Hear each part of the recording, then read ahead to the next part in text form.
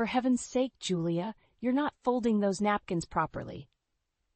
The shrill voice of my mother-in-law, Marian, pierced through the kitchen like a hot knife through butter. I closed my eyes, took a deep breath, and counted to 10 before turning to face her. Marian, I've been folding napkins for dinner parties for 20 years. I think I know what I'm doing, I replied, trying to keep my voice steady. She huffed, perfectly silver hair bouncing as she shook her head. Well, clearly not. Here, let me show you the right way. Before I could protest, Marian had snatched the crisp linen napkin from my hands and began refolding it with exaggerated movements.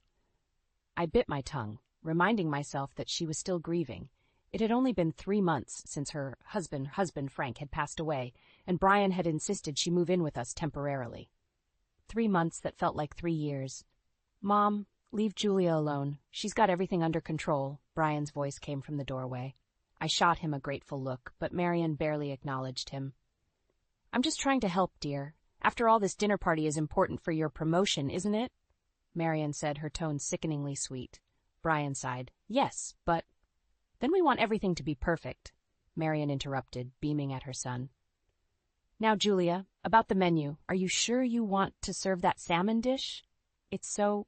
common. I gritted my teeth. The salmon is Brian's boss's favorite, Marian. We've discussed this. If you say so, dear, she replied, patting my arm condescendingly. I just hope it's not too fishy. As Marian bustled out of the kitchen, I turned to Brian, my eyes pleading. He crossed the room and wrapped his arms around me. I'm sorry, honey, I know she can be a bit much, he murmured into my hair. I pulled away, looking up at him. A bit much? Brian, she's driving me crazy. How long is temporary going to last? Before he could answer, our daughter Ivy burst into the kitchen, her pigtails flying. Mommy, Grandma says I can wear my new party dress tonight. I frowned. Ivy, sweetie, we talked about this. That dress is for special occasions, not dinner at home. Ivy's face fell, but Grandma said, I don't care what Grandma said, I snapped, immediately regretting my harsh tone as Ivy's eyes welled up with tears. Brian knelt down beside her. Hey, Pumpkin, why don't you go put on that pretty blue dress we bought last week? You look like a princess in that one. Ivy nodded glumly and trudged out of the kitchen. I sank into a chair, feeling defeated. I'm sorry, Brian. I didn't mean to snap at her. He squeezed my shoulder. It's okay. We're all under a lot of stress right now. Just then, Marian's voice rang out from the living room. Julia, did you move my antique vase? I can't find it anywhere. I closed my eyes, counting to 10 again. I'd better go deal with that, I muttered, standing up. As I walked into the living room, I froze. Marian was standing there, holding the shattered remains of her precious vase. Her eyes were blazing with fury. What have you done? She hissed. I didn't touch it, Marian. I swear, I stammered, my heart racing. She advanced on me, pieces of porcelain crunching under her feet. Don't lie to me. You've always been jealous of my things. You probably did this on purpose. Mom, that's enough. Brian's voice boomed from behind me. Julia would never do something like that. Marian's face crumpled, and she burst into tears. Oh, Brian, your father gave me that vase on our 25th anniversary. It's all I have left of him. As Brian rushed to comfort his mother, I stood there, shell-shocked. How had a simple dinner party preparation turned into this nightmare? And how much longer could I endure living under the same roof as Marian? Little did I know this was just the beginning of a storm that would tear our family apart and push me to limits I never thought possible. The morning after the disastrous dinner party, I found myself standing in the kitchen, staring at the pile of bills on the counter.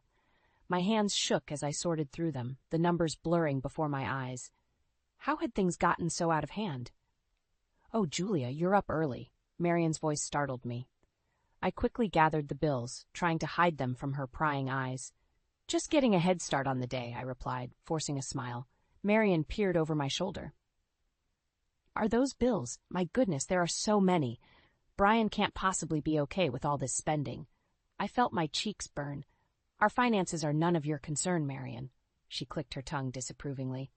I'm just looking out for my son's best interests. You know, when I was managing our household.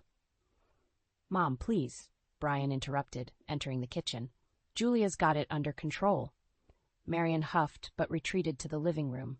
Brian wrapped his arms around me from behind. Don't let her get to you, honey. We're doing fine. I leaned into him, wishing I could believe that. The truth was we were struggling.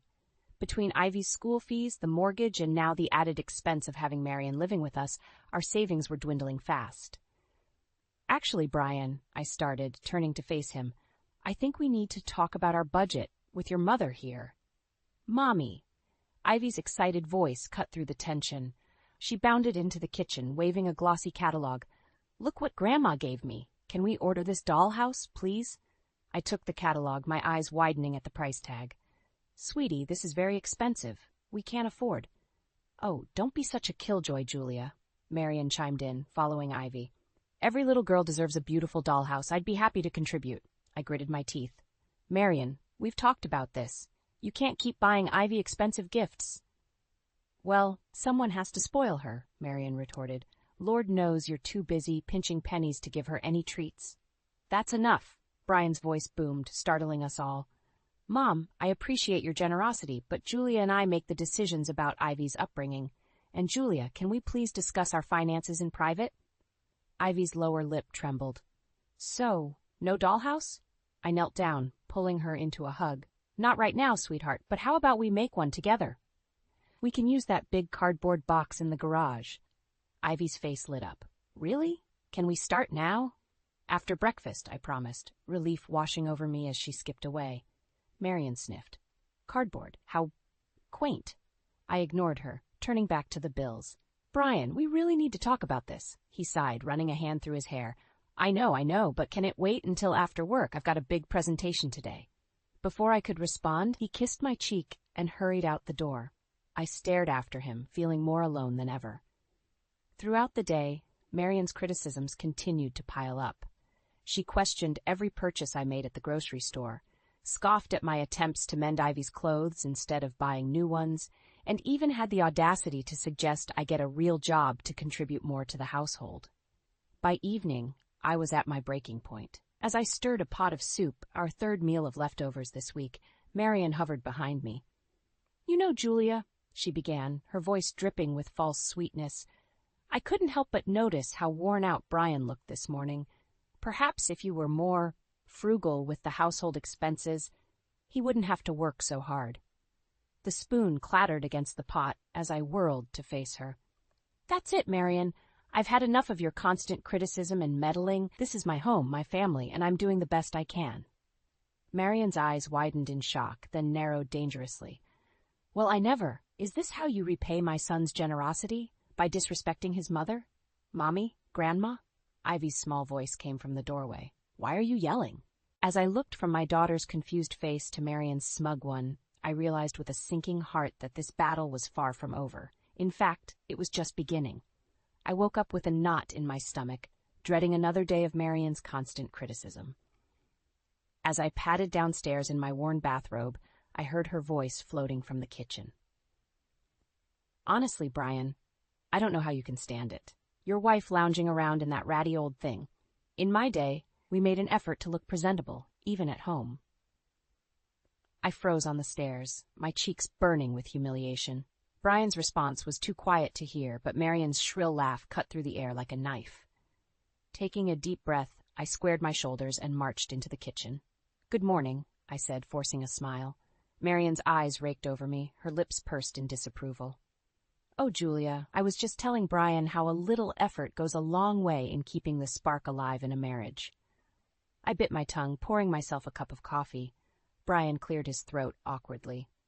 Mom, please. Julia works hard taking care of our home and Ivy. Of course, dear, Marion patted his hand. I'm sure she does her best. The backhanded compliment stung, but I refused to let her see how much she was getting to me. Instead, I focused on making Ivy's lunch for school. As I spread peanut butter on whole wheat bread, Marion peered over my shoulder. Oh, is that all you're giving her? When Brian was little, I always made sure he had a hot, nutritious lunch. A growing child needs proper fuel, you know? I slammed the knife down on the counter. Marion, I appreciate your concern, but I know what's best for my daughter. Well, excuse me for caring about my granddaughter's well-being, Marion sniffed. I suppose in this modern age, convenience trumps nutrition. Before I could retort, Ivy bounced into the kitchen. Morning, Mommy. Morning, Daddy. Morning, Grandma. Marion's face transformed into a mask of doting grandmother. Good morning, sweetheart. Are you ready for your big day? I frowned. Big day? Ivy's eyes widened.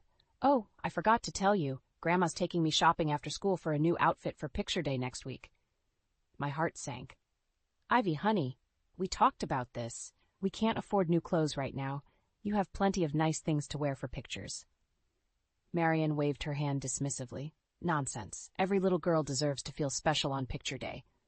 It's my treat. I felt my temper rising. Marion, we've discussed this. You can't keep undermining our parenting decisions. I'm not undermining anything, Marion replied, her voice sickly sweet. I'm simply being a loving grandmother, something you wouldn't understand, given your background. The room fell silent. Even Ivy sensed the tension, her small face creased with worry. What's that supposed to mean? I asked, my voice dangerously low. Marion's eyes glittered with malice. Well, dear, it's no secret that you didn't have the most stable upbringing. I'm just trying to give Ivy the advantages you never had. I felt like I'd been slapped. How dare she bring up my past? Before I could respond, Brian stepped between us. That's enough, Mom. You've crossed a line. Marion's face crumpled into a look of hurt innocence. I'm only trying to help. If you'd rather I not be involved in Ivy's life at all. No, Grandma, Ivy cried, throwing her arms around Marion's waist. I want you to take me shopping.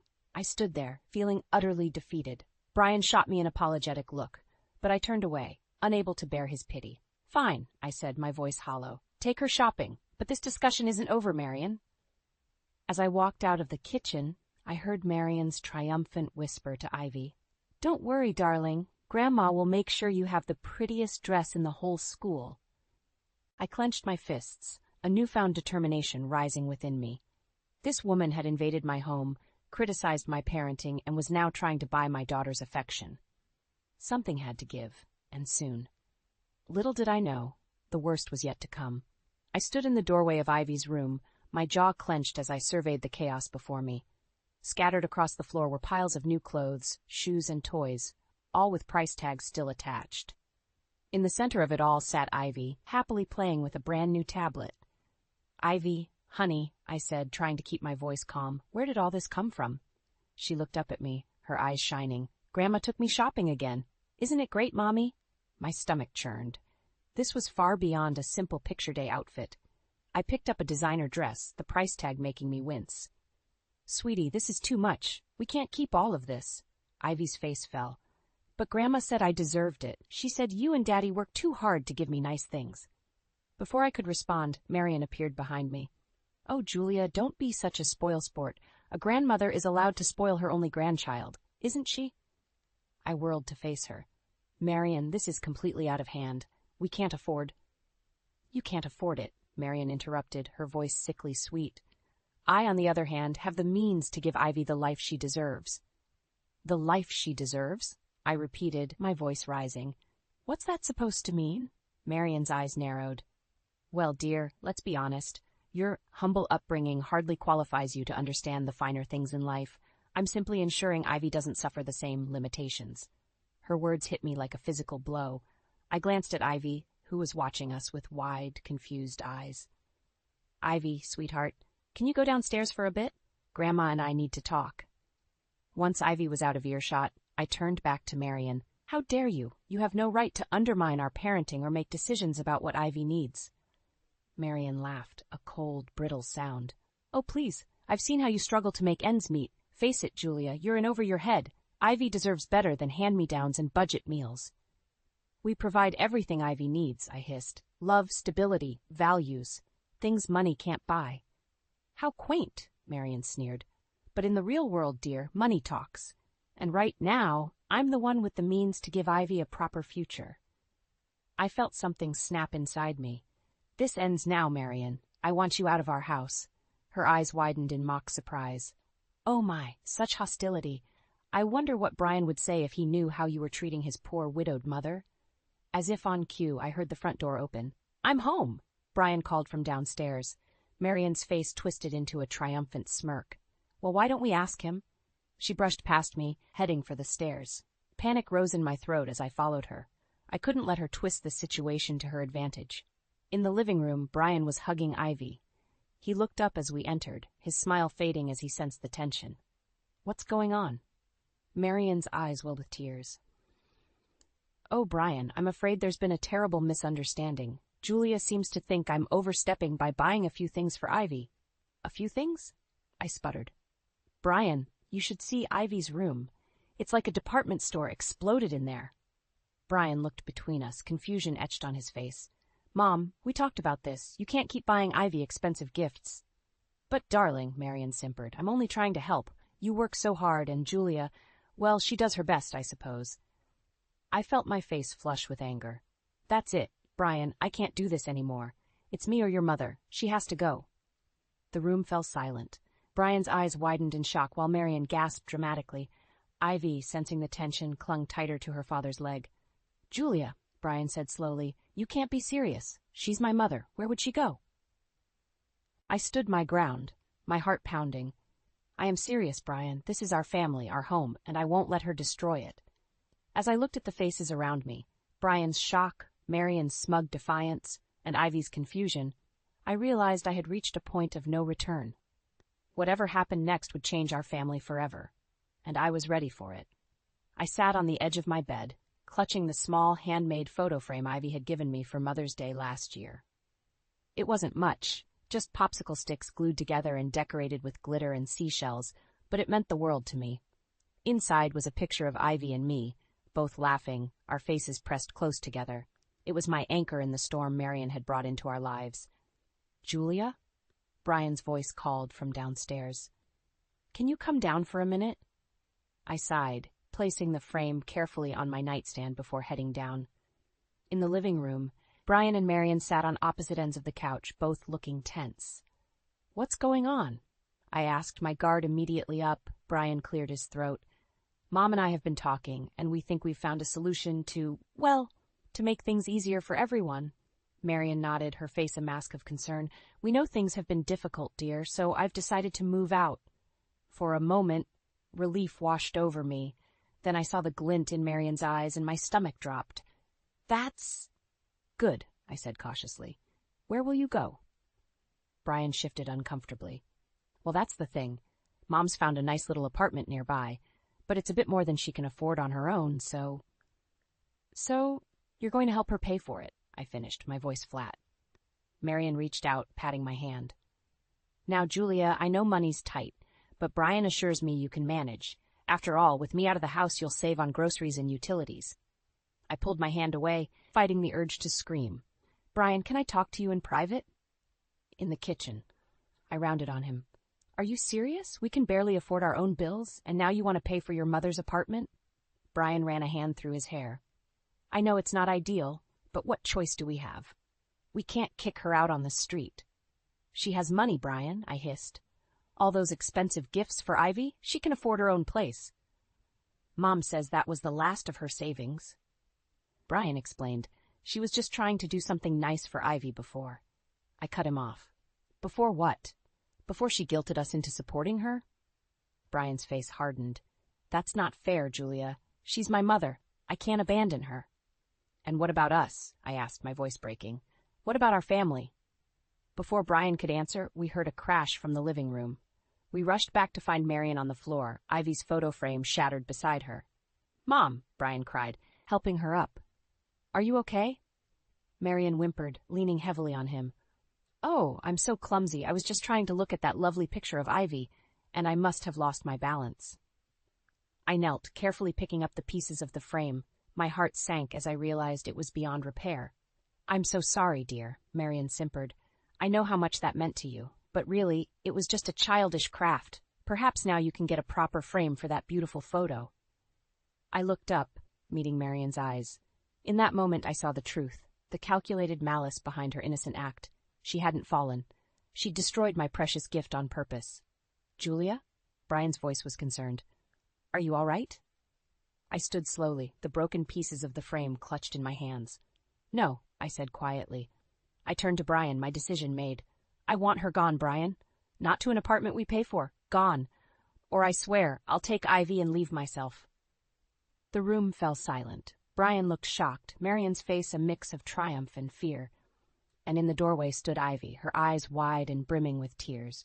I knew I'd just lit the fuse on a powder keg, but I couldn't back down now. Something had to give, and I was determined it wouldn't be me or my family. Whatever came next, I was ready to fight. The tension in the house was unbearable. Brian had retreated to his study while Marian locked herself in her room, playing the victim. I sat at the kitchen table, my hands shaking as I tried to piece together Ivy's broken photo frame. "Mommy?" Ivy's small voice startled me. She stood in the doorway, clutching her favorite stuffed animal. "Are you and Daddy fighting because of me?" My heart broke. "No, sweetheart. Come here." I pulled her onto my lap, holding her close. "This isn't your fault. Grown-ups sometimes have disagreements, but we'll work it out." Ivy's eyes fell on the broken frame. "Is that the present I made you?" I nodded, forcing a smile.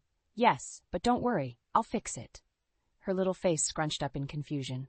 "But I saw Grandma break it." My blood ran cold. "What do you mean, honey?" Ivy fidgeted, looking down. "I saw Grandma pick it up and throw it on the floor." She looked angry. Then she called for Daddy and pretended to fall. I felt a rush of emotions, anger, vindication, and a fierce protectiveness for my daughter. "Ivy, this is very important. Are you absolutely sure that's what you saw?" She nodded solemnly. "I'm sure, Mommy. Grandma lied." Just then, Brian walked into the kitchen. "What's going on?" I stood up, setting Ivy down gently. "Brian, Ivy has something to tell you." As Ivy recounted what she'd seen, Brian's face went through a range of emotions: disbelief, shock, and finally, anger. "That can't be true," he muttered. "Mom wouldn't." "I'm not lying, Daddy," Ivy insisted, tears welling up in her eyes. Brian knelt down, hugging her. "I believe you, sweetheart. Why don't you go play in your room for a bit? Mommy and I need to talk." After Ivy left, Brian turned to me, his face pale. "Julia, I don't know what to say." Before I could respond, Marian's voice rang out from the doorway. "Well, I certainly have something to say. How dare you turn my own granddaughter against me?" I whirled to face her. "We didn't turn anyone against you, Marian. Ivy saw what you did." Marian's face contorted with rage. "You little liar! Brian, surely you don't believe this nonsense?" Brian stood, his voice quiet but firm. "Mom, Ivy has no reason to lie. But you've been manipulating us from the start, haven't you?" Marian's eyes widened, then narrowed dangerously. "I see. So this is how it's going to be? You'll choose your wife's delusions over your own mother?" "They're not delusions, Mom," Brian said. "I've been blind to it, but Julia was right all along. You've been trying to drive a wedge between us since you moved in." Marian laughed bitterly. "Oh, please. I've only ever wanted what's best for this family. If Julia can't handle a little constructive criticism, that's hardly my fault." "Constructive criticism?" I exploded. "You've undermined me at every turn, spoiled Ivy rotten, and now you've destroyed something precious to me out of spite." "You can't prove anything," Marian hissed. "Actually, we can," Brian interjected. "I installed security cameras last month after that string of break-ins in the neighborhood. I never thought I'd need to check them for something like this, but—" Marian's face drained of color. You spied on me?" Brian shook his head, looking pained. "No, Mom. We trusted you, but now I think it's time we saw the truth." As Brian left to retrieve the footage, Marian turned to me, her eyes blazing with hatred. "This isn't over, Julia. You may have won this battle, but I promise you'll regret the day you ever crossed me." I stood my ground, meeting her gaze. "No, Marian, you're the one who's going to regret ever trying to destroy my family." The sound of Brian's footsteps returning made us both turn. He stood in the doorway, laptop in hand, his face a mask of shock and disappointment. "I've seen enough," he said quietly. "Mom, I think it's time you left. For good." As Marian's face crumpled in defeat, I felt a mix of triumph and sadness. We'd won, but at what cost? The family was fractured, trust was broken, and the road to healing seemed impossibly long. But as I looked at Brian, seeing the determination in his eyes, I knew we'd face whatever came next together.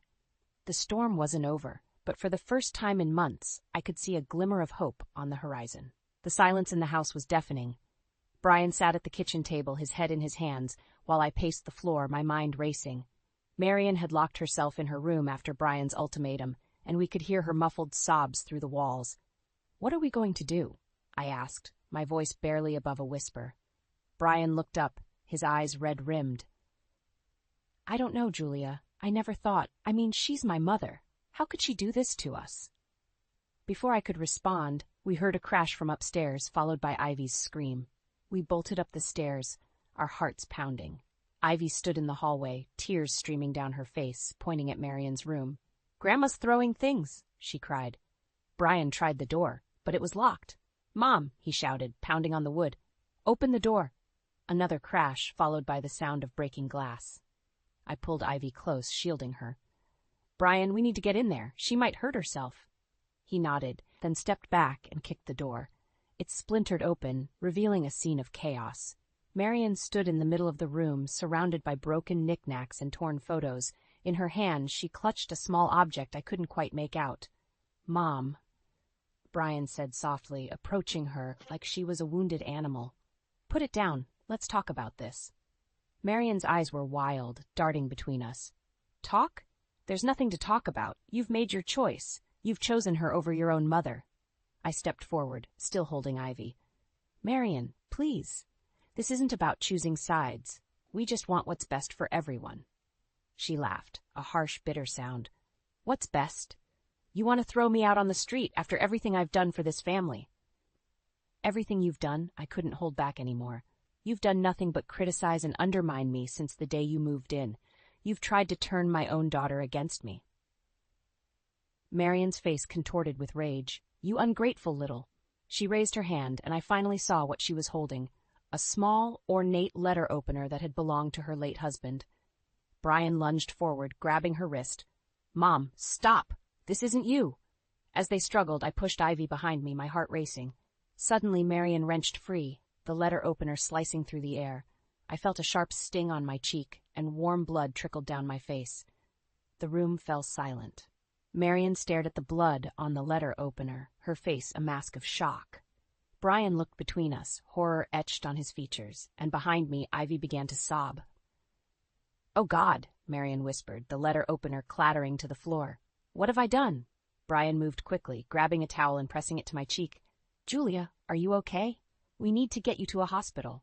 I nodded, still in shock. As Brian guided me out of the room, I heard Marion's broken voice behind us. "Brian, I'm sorry, I didn't mean." He turned, his voice cold. "Save it, Mom. We're done here. When we get back, I want you gone. Do you understand?" Gone. As we made our way downstairs, Ivy clinging to my side, I felt a mix of emotions washing over me. Relief that the confrontation was over, fear for what the future held, and a deep, aching sadness for the family that had been torn apart. In the car on the way to the hospital, Brian reached over and squeezed my hand.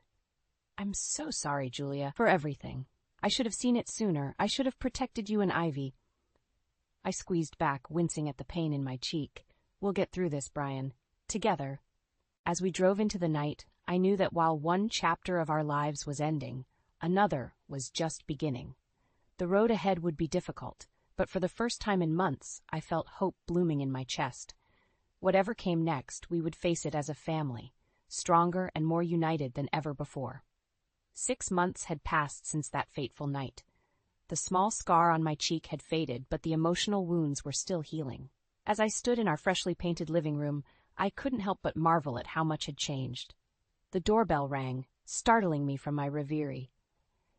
Brian appeared from the kitchen, squeezing my hand reassuringly before opening the door. There stood Marion, a shadow of her former self. Gone were the designer clothes and perfectly coiffed hair. Instead, she wore a simple blouse and slacks, her gray hair pulled back in a modest bun. "Come in, Mom," Brian said, his voice neutral. Marion stepped inside, her eyes darting nervously around the room before settling on me. "Julia," she said softly, "thank you for agreeing to see me." I nodded, my throat tight. This was the moment we'd been building towards for months, the final confrontation, the chance for closure. We settled in the living room, an uncomfortable silence hanging in the air. Finally, Marion spoke. I don't know where to begin. What I did was unforgivable." "Yes, it was," I replied, my voice steady. "You nearly destroyed our family, Marion." She flinched at my words, but nodded. "I know, and I've spent every day since then trying to understand why I did it. The therapist I've been seeing, she's helped me see how my own insecurities and fears drove me to lash out at you." Brian leaned forward.